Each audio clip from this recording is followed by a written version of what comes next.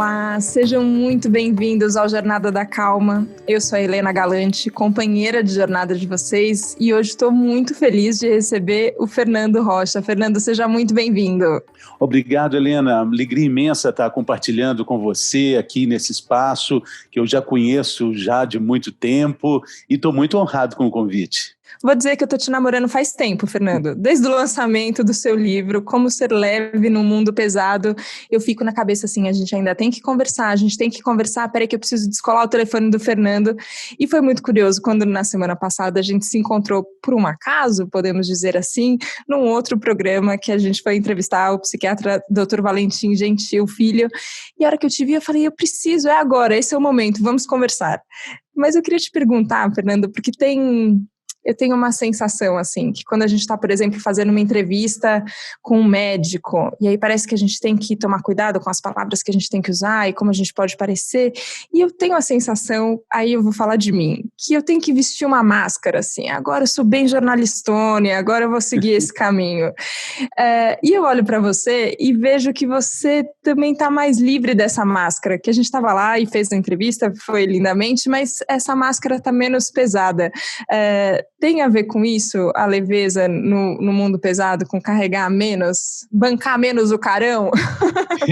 Claro que tem, né? Porque a gente está falando de um jeito de pensar, né, Helena, de 3 décadas, trabalhando com o mesmo crachá, trabalhando com a mesma perspectiva empresarial de um grande grupo como a TV Globo.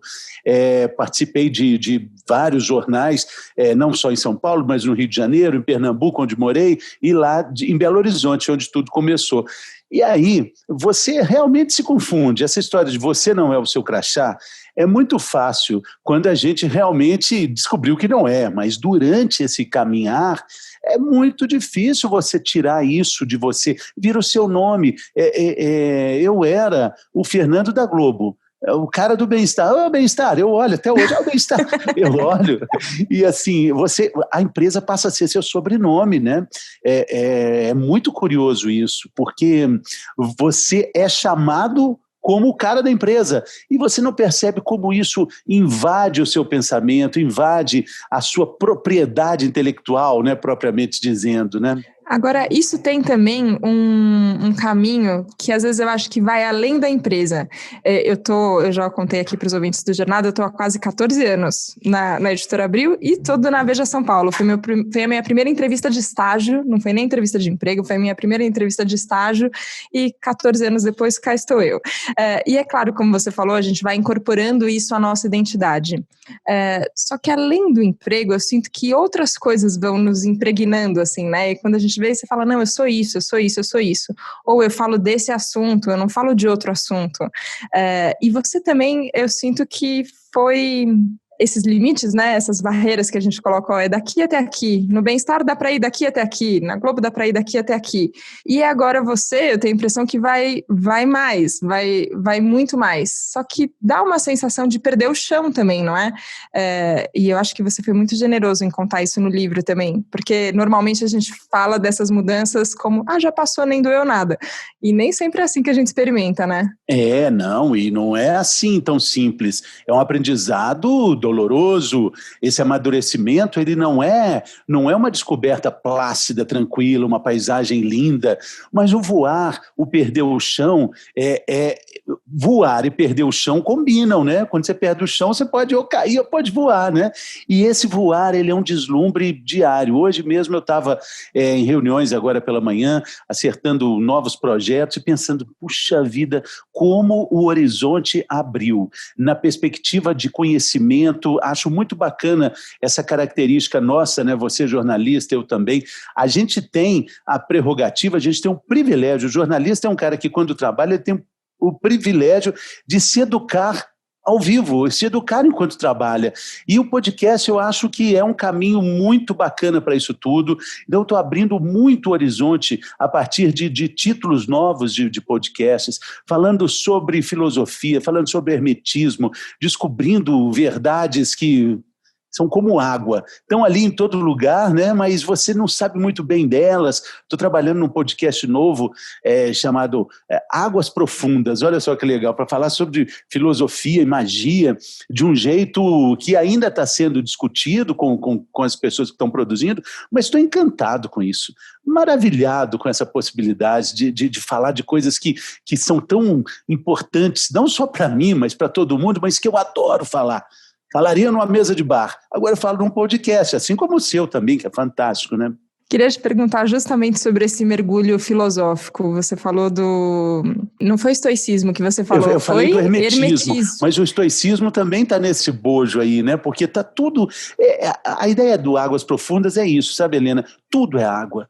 Existe água que é vapor, existe água que é nuvem, existe água que é cachoeira, mar, mas a água, ela está no planeta da mesma forma, desde que o mundo é mundo. Ninguém produz água igual produz dinheiro no Banco Central. Não, é a mesma água que está ali. Ela vai para um lado, vai para outro. Ela é o exemplo de resiliência, o exemplo de entendimento, de vida.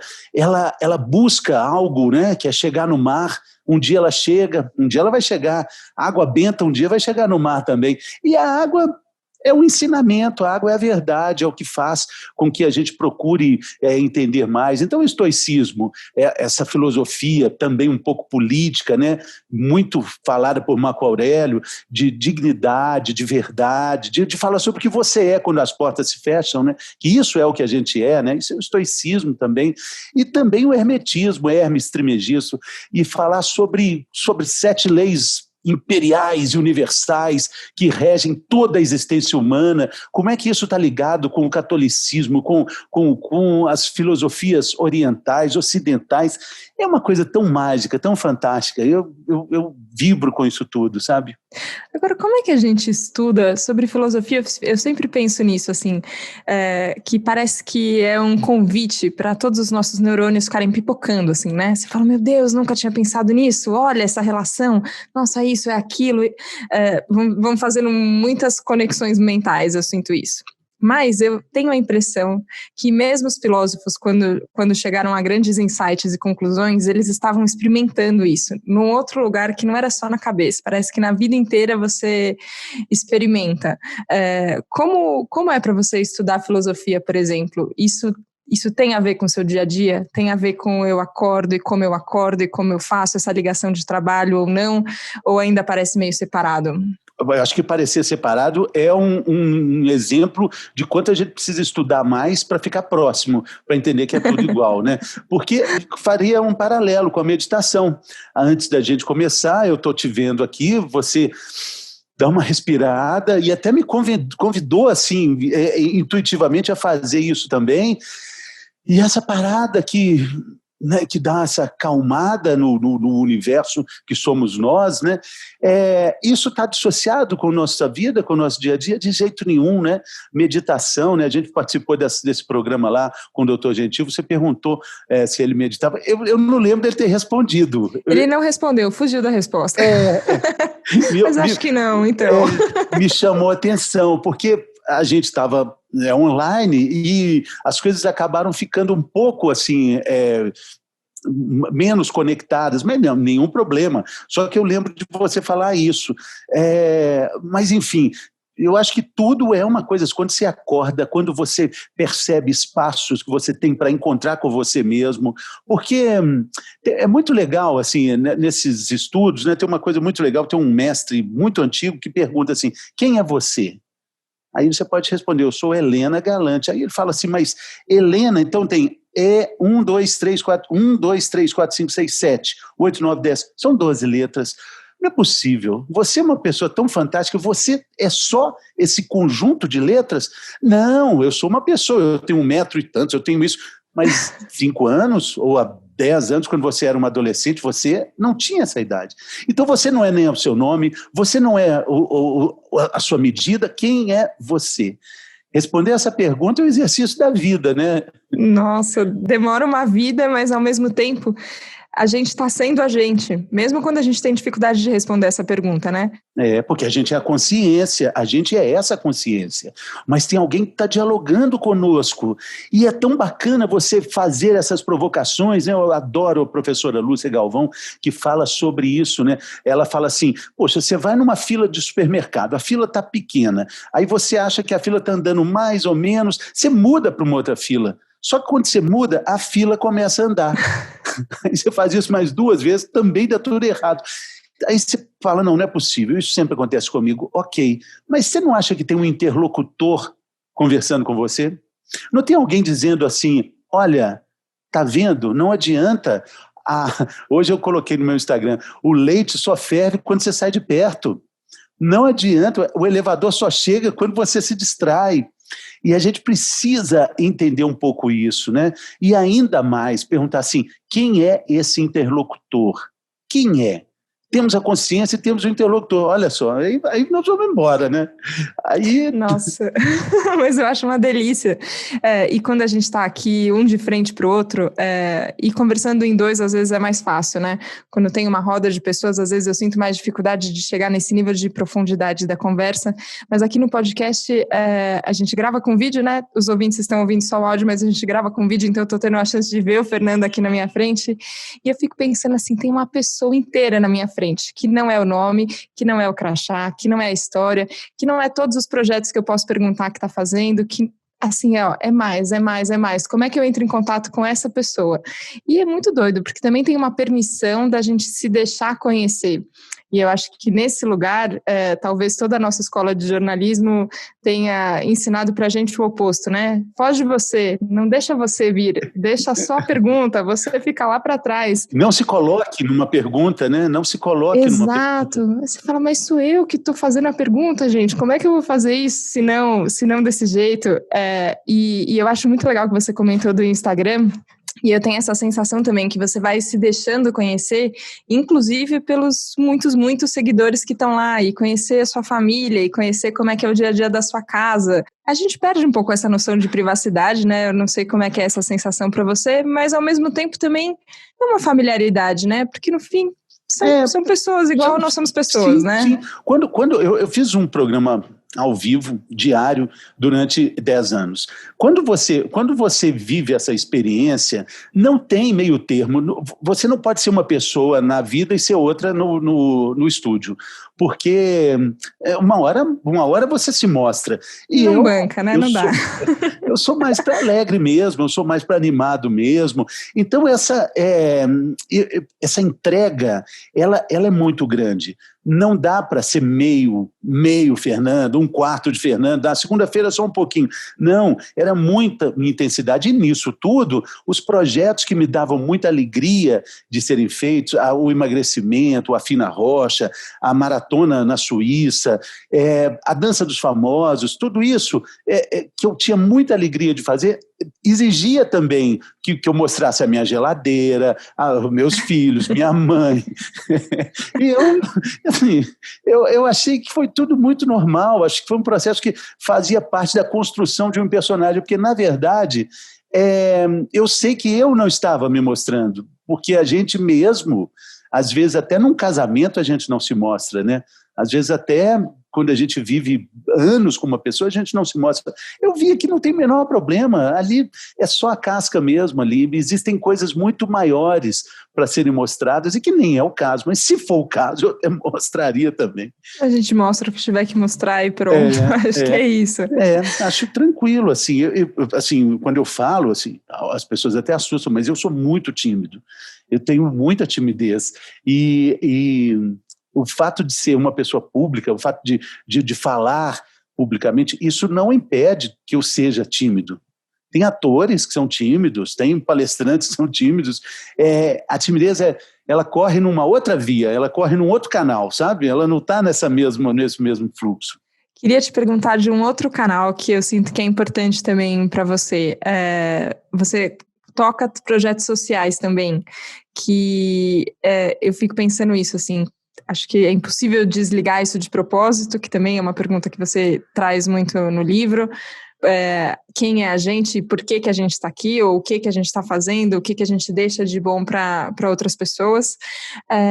Mas como a gente faz falar sobre a importância disso sem tornar isso só uma coisa pragmática, burocrática ou tem que fazer? Como conquistar esse lugar genuíno que a gente sabe do nosso impacto nas outras pessoas e por isso a gente age? Como é que a gente faz por amor e não por obrigação, Fernando? Então, é uma descoberta muito pessoal, né? Uma descoberta que tem respostas múltiplas, como se fosse um prisma, como se fosse um espectro. O que eu posso dizer é assim que a resposta faz parte do meu processo de reconstrução. Quando, numa conversa de 3 minutos, eu acabo saindo da empresa, todas as minhas características, minhas habilidades, minhas capacidades desmoronam com aquilo tudo. E eu me pergunto, eu tenho um plano B? O que eu vou fazer? Um plano B. Precisamos de um plano B. Precisamos mesmo? A vida precisa de um plano B? Ou precisa de um propósito? Essa que foi a minha grande descoberta. Porque o propósito é, na verdade, o plano de todas as letras do alfabeto. Se você tem um propósito, você não se preocupa com esse plano B, porque você está vivendo a sua intensidade, a sua integralidade, entre aspas, né? Mas eu não tinha nem o propósito, nem o plano B, quer dizer, eu não sabia que ele estava tão latente em mim. E não é uma descoberta, primeiro, fácil, amistosa, pelo contrário. Tem dor, tem desespero, tem angústia, tem um encontro com as nossas sombras, com nossos sentimentos mais impuros, escuros, porque a gente fica pensando, não, eu quero ter alegria, eu quero ter felicidade, mas, como diz o Gilberto Gil, né, quando a gente está contente, nem pensar que está contente a gente quer viver. A gente não quer nada. Quando a gente está feliz, não, que alegria. Quando você está feliz, você não guarda título de livro, você não guarda nome de rua, você não guarda nada, porque você quer viver aquela plenitude. É na tristeza que a gente aprende, é na tristeza, na angústia que a gente olha, que a gente lê, que a gente decora, que a gente ouve uma música inesquecível, que a gente chora e que a gente melhora. Então, encontrar o propósito é também um pouco encontrar com esse lado sombrio nosso, que a gente não quer muito falar, não quer muito saber, né? O grande neurocientista, o Dr. Joe Dispenza, fala assim, poxa, se você perde algo muito fantástico na sua vida, dê graças a Deus, porque abriu um lugar de energia, um campo de energia magnética, literalmente pulsante, que vai te fazer muito bem. Foi embora um lugar, foi embora. Você está com um cômodo na casa para ser preenchido. E foi isso que aconteceu comigo, mas não é da noite para o dia. Eu costumo dizer que em 2019, parecia que eu tinha caído de um grande caminhão de mudança. Cachorro que cai do caminhão de mudança, né? Aí veio 2020, o mundo caiu desse caminhão de mudança. E eu já estava mais adaptado a isso. E eu fui olhando para as minhas qualidades, olhando para as minhas atribuições e vi que elas estavam comigo. O que tinha ido embora era só o emprego. O emprego que me demandava uma energia imensa. Eu não estou jogando a água da bacia com a criança dentro. Eu estou só dizendo, era algo que me consumia muito, que no final já estava completamente amarrotado. Tanto que quando eu saí, o programa também acabou. O programa não existe mais como programa, só como quadro. E aí, o que acontece é uma percepção muito grande das coisas que eu quero viver, de como eu faço com a minha vida, qual é o impacto que eu posso ter na vida das pessoas. E aí surge essa coisa maravilhosa assim, de perceber que eu quero mesmo é viver de amor e palavra. Amor e palavra, olha que bacana. Você viver de amor e palavra é a coisa mais linda do mundo. Isso é uma música do Herbert Viana, Sempre Sonhei Viver de Amor e Palavra. Tem uma versão que eu quero indicar para quem está ouvindo a gente, do Herbert Viana com o Zé Ramalho. Nossa, fala da Paraíba, fala do Nordeste, fala dessa ansiedade, assim, da espera de um dia viver de amor e palavra. E aí, puxa, as coisas estavam lá, eu olho pelo retrovisor, eu encontro tudo que eu tinha feito, toda a minha trajetória, minha relação com as pessoas, e encontro também uma definição de Aristóteles. Propósito é também quando seus talentos se encontram com as necessidades do mundo, algo que você sabe fazer e que o mundo precisa. Aí fica mais fácil, né? Aí vem um tanto de coisa, poxa, eu posso fazer isso, mas praticamente eu fui entregar café da manhã para os moradores de rua, situação pessoas em situação de rua, na Praça da Sé, em São Paulo, e desenvolver um projeto junto com a minha mulher, a Júlia Bandeira, que também é jornalista, também saiu da Globo, chamado Mar pela Primeira Vez, de levar crianças para conhecer o mar. Eu sou mineiro, e segundo o meu queridíssimo Carpinejar, mineiro nasce 2 vezes, quando faz aniversário e quando vê o mar pela primeira vez. E eu sempre fui encantado com isso. E a gente fez essa viagem 2 vezes. Infelizmente, na pandemia, deu uma parada, mas você imagina a maravilhosidade que é você dar a mão a 2 meninos assim, falando, vão lá ver. Segura e eles veem o mar. Nossa, é engraçado porque a gente fica buscando as palavras, né? E você falou que você quer viver de amor e de palavra, então a gente tem essa busca, mas a hora que você começa a descrever essa sensação, por exemplo, de ver o mar pela primeira vez, de abrir a porta, né, de um mundo que é simbólico, né? Claro que não é só o mar, apesar de ser o mar também lindo, mas abrir a porta para um mundo que não vê é quase uma sensação que falta palavra mesmo, né? Exatamente. Que é um crime para jornalista, talvez, mas falta. Como é um ônibus que vai com muitas crianças, então cada voluntário fica responsável por uma dupla de meninos. Então, o impacto para quem leva os meninos, eu acho que é maior até que o dos meninos. As pessoas choram baldes, assim, porque é muito bacana. Eu convido também os ouvintes a verem essas cenas no nosso Instagram, Mar pela Primeira Vez. Tem vídeos incríveis dessas experiências, tanto para as crianças quanto para os adultos. Você comentou desse trabalho que a sua esposa também participa, é um projeto conjunto de vocês. Como mudou o relacionamento dentro de casa, em família, Fernando? Eu acho que todo mundo, de certa forma, quando caiu desse caminhão, né, em 2020, Sim. E você talvez desde 2019, então, antecipou um pouco essa mudança toda, é uma mudança coletiva também, de certa forma, você sente que todo mundo teve que mudar e essa convivência foi transformada? Eu acho que foi transformada, foi uma prova de fogo, né, para isso tudo, para fortalecer laços, para repensar laços, né? Eu tive a oportunidade de passar a quarentena, boa parte dela, junto com meu filho, Rafa, que tem 22 anos, estuda na PUC, Direito, está formando agora, mas passou um ano inteiro sem ir para aula, talvez também vá esses 2 semestres também sem, os últimos anos do curso. Mas quando é que eu ia passar tanto tempo assim com um filho de 22 anos, né? Era impossível, né? Então foi um presente, um privilégio, embora o momento seja de muita dor, né? Uma dor universal, mas a gente teve pequenas preciosidades no nosso dia a dia, atravessamos essa tempestade, mas aí saímos, ainda não acabou, pelo contrário, estamos ainda, né? Mas já existe assim, essa perspectiva do trabalho híbrido. Eu agora estou falando com você aqui num coworking, onde eu tenho uma sala, acho fantástico isso, a possibilidade de poder sair um pouco de casa e vir para o trabalho com toda a segurança, guardando as devidas proporções. Eu sou sócio de um clube também aqui na Consolação, que chama SPAC, Clube Inglês, onde dezenas de pessoas trabalham diariamente também nesse sistema. Lá tem um campo de bowls, tem alguns pontos não é exatamente um coworking, é um ar livre, mas é um lugar muito agradável. Então temos a casa nossa, que é muito agradável, aqui o coworking e lá no clube. Puxa, olha que bacana, eu tenho 3 escritórios legais para trabalhar, né? 3 possibilidades. É o que a vida mostra, né? A gente precisa confiar na vida, a gente precisa confiar que a vida tem as respostas, né? Que o nosso dia a dia vai mostrar os caminhos, né? É porque a gente não confia, a gente acha que não vai ser capaz, mas vai dar certo, né? A gente consegue achar os resultados, né? Agora, sobre confiança, quando você pensa em futuro, e eu vou te contar que é uma coisa que eu tenho quase evitado em pensar, porque eu falo, não sei, é um não sei tão grande, o que vai acontecer daqui a uma semana, daqui a um ano, daqui a 2 anos, que parece que fazer planos é quase um exercício delirante, mas ao mesmo tempo eu sempre penso assim, se a gente não tem ideia de para onde a gente quer ir, qual é esse mar que a gente quer chegar, também é muito complicado a gente se direcionar para ele, né? Você faz planos, Fernando? Você tem planos de médio, curto, longo prazo, ou um pouco tem deixado a correnteza levar? Tem um jeito assim de fazer planos pandêmicos, né, que esses não podem ser feitos, né? Tipo, vou passar as próximas férias, nós vamos para Alter do Chão. Não dá para você imaginar que você vai para Aspen, não dá. Eu gosto muito de citar um exemplo de um restaurante aqui perto da Paulista, de onde eu estou gravando, na Bela Sintra. Em março, o cara escreveu, março do ano passado, reabriremos dia 15 de maio. Tá até agora lá, já passou maio, tá lá, tá a casa toda caindo no pedaço. 2021, quem sabe?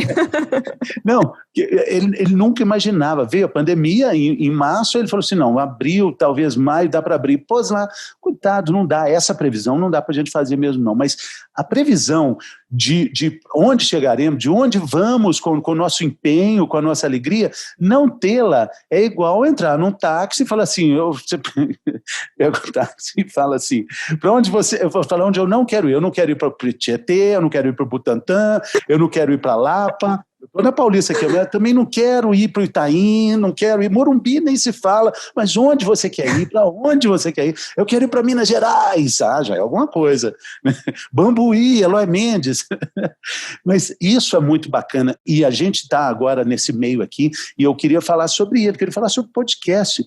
Eu tenho muito entusiasmo em falar sobre isso, eu estou trabalhando com a projeção assim, de ter um núcleo de produção de podcasts que partam do meu estímulo mesmo de querer saber mais. Tem um podcast que fala sobre machismo, chama Macho Detox, sobre relacionamentos humanos, né, humanos de uma forma geral, como a gente é machista em tudo isso. É maravilhoso poder discutir isso.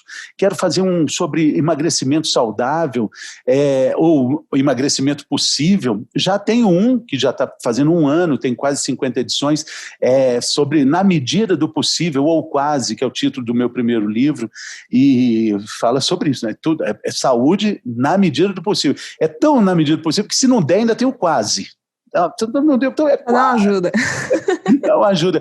E esse das águas profundas. E quero fazer um outro também sobre o título do livro, Como Ser Leve ao Mundo Pesado, que conversar com pessoas fantásticas, tipo você já está convidada para esse podcast, que é um papo bem parecido com esse, é tentar responder como ser leve um mundo pesado, para você, Helena Galante, por exemplo, sabe? Então, essa é uma ideia que eu acredito muito nela.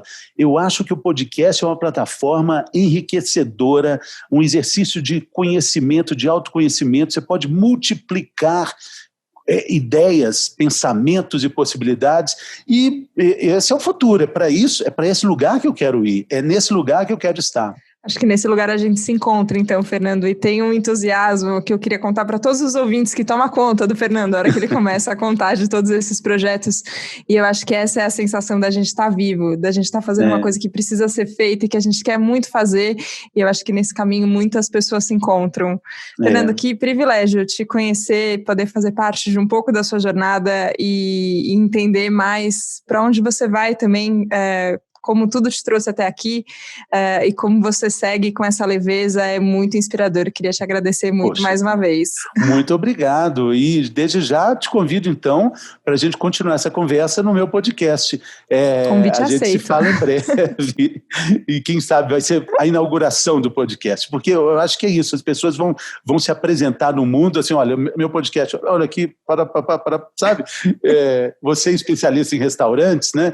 Então assim, a pessoa, o que você comeu hoje? Um chinês, não, um japonês, hoje uma comida árabe, tem tudo, tem para tudo, né? Existem, esse é um cardápio muito possível, né? É um cardápio possível, tem para todo mundo e tem como a gente descobrindo, experimentando, né? Para ver do que a gente gosta também. Exatamente. E sempre com chance de mudar. Fernando, amei o convite, tá aceito, a gente vai continuar esse papo então mais Valeu, vezes. Querida. Obrigada demais por estar aqui no Jornada da Calma. Valeu. Obrigada a você que nos acompanhou nesse papo hoje, 2 jornalistas que gostam muito, muito, muito de falar, você percebeu, né? Mas a gente gosta de ouvir e acho que é nisso que a gente se une também. Obrigada pela companhia e a gente se vê na próxima segunda aqui no Jornada da Calma. Um beijo, tchau, tchau.